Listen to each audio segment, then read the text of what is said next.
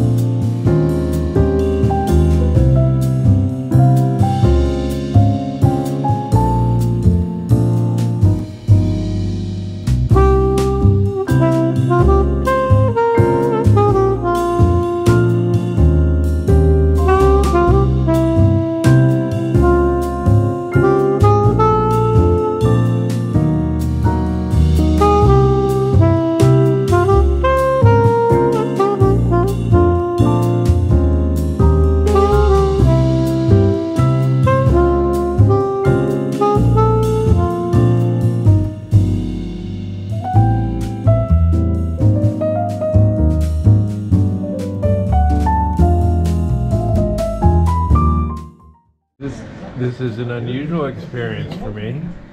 I've got my back to the TV, and my wife is watching rugby. Pretty exciting. While I'm focused on her. This is kind of a reverse role here. I think it could give American football a run for its money. It's exciting. Let's see what she's watching. Wait, where is it? There it is. France versus Japan.